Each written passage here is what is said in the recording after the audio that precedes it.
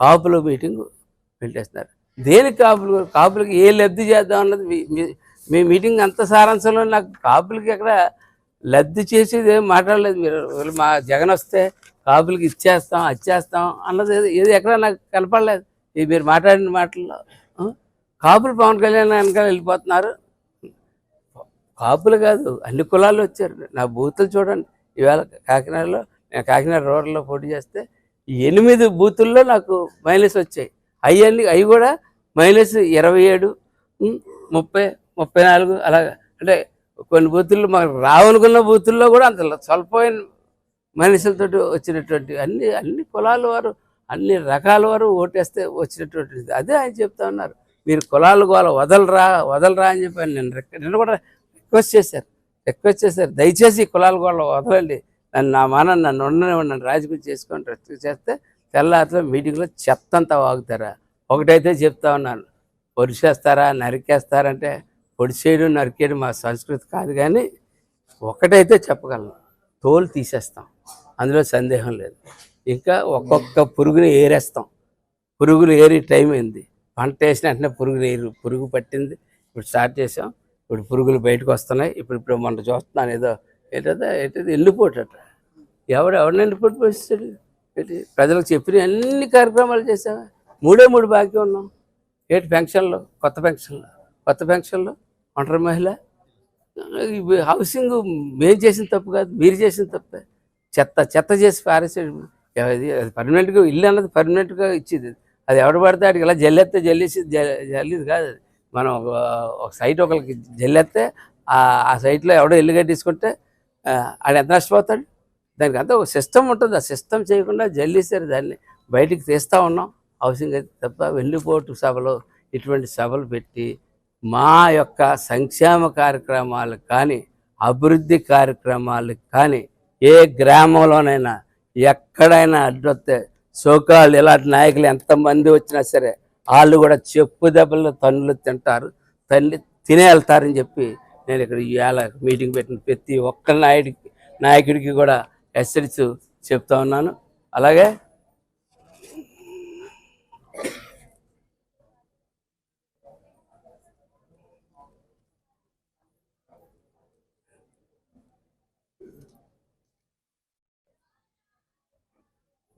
చెప్పేది కదా ఇది.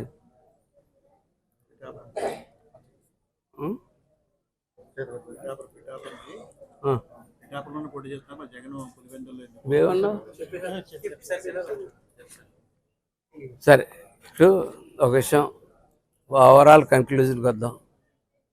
ఈ నాయకులందరూ పవన్ కళ్యాణ్ గారు పిఠాపురంలోనే పోటీ చేయడం పెట్టి ఇంకో చోట చేయకూడదు అంటారు. ఖచ్చితంగా చేస్తారు. జగన్ వచ్చి కాకినాడ రూరల్లో పోటీ చేయమని కడప జిల్లా వదిలి ఇక్కడికి వచ్చి పోటీ చేయమనండి. ఆ పట్టుకుని రమ్మనండి ఇక్కడికి. ఈ జిల్లాలోకి వచ్చి ఇక్కడ పోటీ చేయమనండి. ఆయన పోటీ చేయమంటే ఆడు పోటీ చేసిన రోజు ఆ దమ్ము ఆడుకుంటే ఖచ్చితంగా మేము మారుతామని చెప్పి చెప్తా ఉన్నాను. కడపలో పోలింగులు మేము చూసాం, మేము వెళ్ళాం, చాలా పోలింగులకు వెళ్ళాం.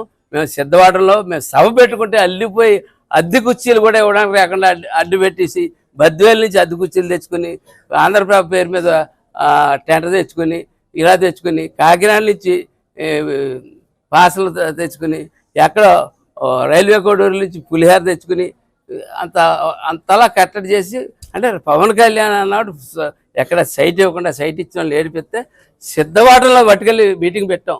అక్కడికి 15-20 కిలోమీటర్ల లోపల ఒక కోట దగ్గర మీటింగ్ పెడితే అక్కడ కూడా తండోపతండాలుగా వేళ జనం వచ్చేసారు. ఎంత జనం వచ్చారంటే పెద్ద ఎత్తున మహిళలు వచ్చేసారు కడపలో.